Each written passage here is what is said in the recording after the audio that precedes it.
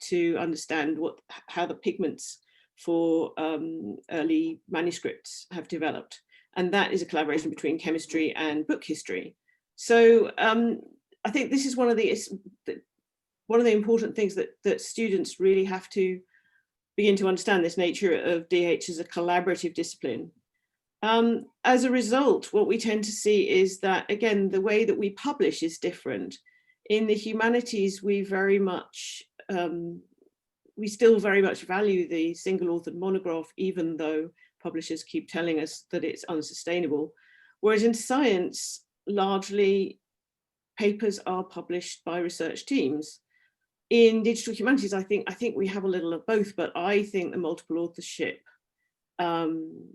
paradigm is much more usual.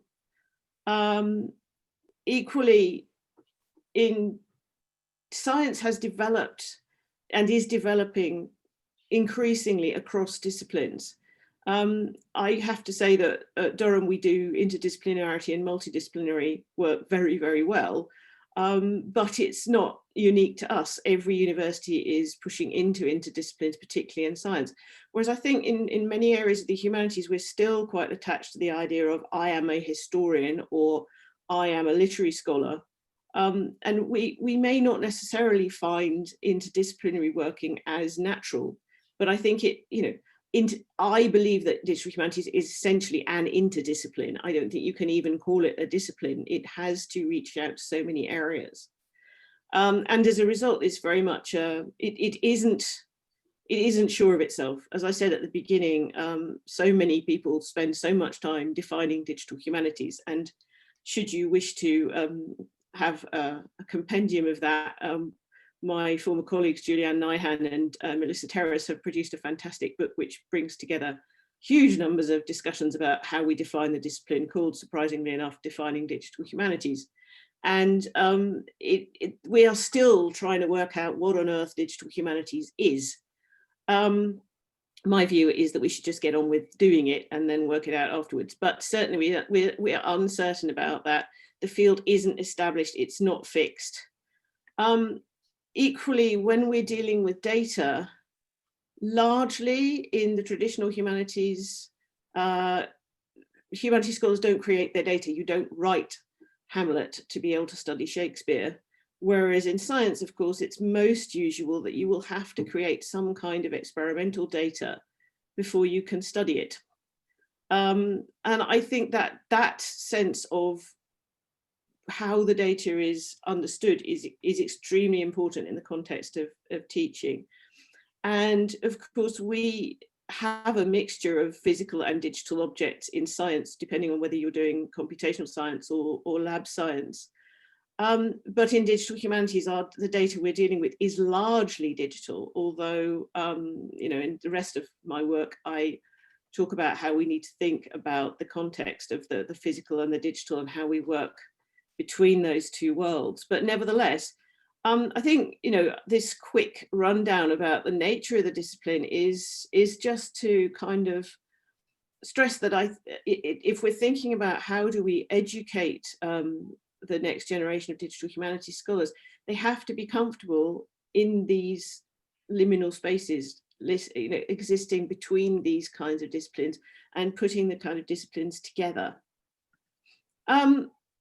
So in my experience teaching digital humanities, I'm just going to talk a little bit about some of the things, the assumptions I think we have to consider when we're thinking about putting on new programs. You'll see on the edge of the screen from now on some pictures. They are various different things that are relevant to digital humanities, almost all at Durham. Not entirely. This little screenshot here, I'm sure a lot of people will recognize as being from Voyant Tools, that was the brainchild of Stephen Sinclair, who very sadly died a couple of months ago from cancer. And so very, very young. I don't think he was yet 50. So I've kind of put this up here to just as a little tribute to Stefan, who was a great scholar and a great DHer. And so I think, what I'm saying here is there are so many different types of digital humanities. As I said, we haven't really The field hasn't decided what it is yet. But as a result, when we're thinking about teaching, we then need to think, well, what sort of digital humanities are we going to teach? You have heard that I'm presently in an English department and my PhD was in English. And for whatever reason, a lot of people who do digital humanities are from English or literary studies. So some courses that are teaching DH are teaching a very kind of literary version of DH, or a version of DH that is very much influenced by media studies, and therefore much more likely to be quite theoretically heavy, both in the context of the amount of material and the difficulty of the material, I think. But so that, that is one kind of DH. The kind of DH we were teaching at UCL was what I would call broad coverage DH, in the sense that we drew on a very large number of disciplines. We were in an information studies department, which I think the most equivalent to that would be something like ENSIB in Lyon, which I know is a grande école rather than a university department. But in that same way of thinking about information as an object of study, it allowed us to range far and wide across a lot of different disciplines. And I'll talk a bit more about how that affected how we organized the course. Or are we thinking about DH in a computational context? As I've said, that this is the way we're doing it at Durham, which is going to be very computational heavy and hard for the students. We know this, but that's another way. Equally, increasingly, information professionals and cultural heritage professionals are becoming interested in digital humanities, seeing it as part of their job as an information profession.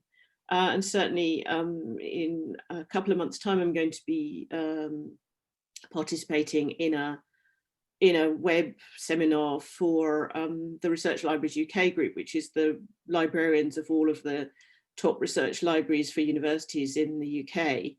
And they are very interested in this kind of digital transition, because they see it as, they see digital humanities, not just digital, they see digital humanities as a fundamental change in the way that their subject works. So again, in a context of an information studies department or something like ENSIB, is there a version of digital humanities that's being taught in that context that might be different? Equally, I think the institutional context is very important. Here we have a picture of UCL at the bottom and a picture of Durham at the top.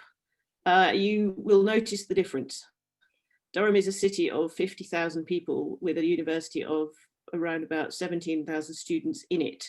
So you can see how much that the university dominates the city. And actually we physically dominate the city, because here you can see the castle, the 11th century castle, which is actually a college of the university. And in fact, we're one of the very few universities to have a World Heritage Site as part of our campus.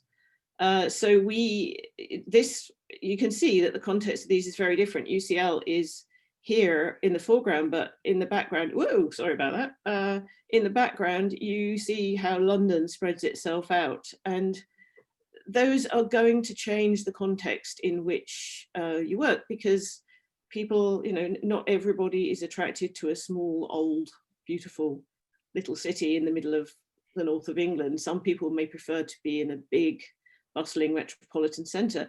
And around UCL, there are huge numbers of museums, the British Museum, libraries, galleries, whether they're private or public. There is a whole kind of cultural heritage establishment in London. In Durham, we have huge amounts of fascinating special collections, but not that kind of concentration of cultural heritage. And equally, the industries that are relevant to digital humanities, such as publishing, broadcasting, etc. So I think the geographical context for DH courses is very important. And one of the things that I'm very convinced by is that one cannot simply take a model of digital humanities that works in one university and plant it in another one. And that I really resisted doing that when I moved from UCL to Durham, because they're very, very different institutions. Each of them will have different historical strengths. So as I said, we at Durham, we have a very, very strong physics department who have done a lot of really exciting computational research for many years. And as a result, we have massive supercomputing. Almost, I mean, the physicists use it almost all, but nevertheless, we have more supercomputing than the whole, anywhere else in the north of England, any other university in the north of England. I mean, UCL does too, but it doesn't dominate the university quite so much. Nevertheless, UCL is also very strong in computer science and engineering. So the kind of DH that we did at UCL was very much collaborative with computer science and engineering. At Durham, the relative strength of the arts and humanities is huge. They are one of the best areas of the university. They're some of the strongest research in the university. At UCL, medicine is very dominant and science is very dominant, and the arts and humanities, while very good, are tiny by comparison. There's 280 academics doing arts and humanities research at UCL in the context of about 10,000 academics. So it's tiny, it's much bigger in Durham. So this is what I mean about thinking about, okay, where are your historical strengths? At Durham, we have a lot of traditional humanities. We are in the middle of a World Heritage Site, but we also remarkably have this extraordinary computing resource. So we had to think, okay, how will that work? UCL has huge diversity of subjects and very strong engineering and science. So how would that work in the context of digital humanities? And I think that, these are examples I can give, but when I was talking to the folks at Yale, and when I've been talking at DHSI, I've always said, you need to think about what is the nature of your university, and therefore what will your version of DH be? And, in the context of French DH, there will be many other considerations as well, most of which I'm sure I'm not conscious of. But equally, one of the things I was particularly impressed by, I used to be on the Conseil Scientifique for Campus Condorcet, and I'm so sorry that I can't be there and see what the new building looks like, because I did see it when it was a hole in the ground, literally.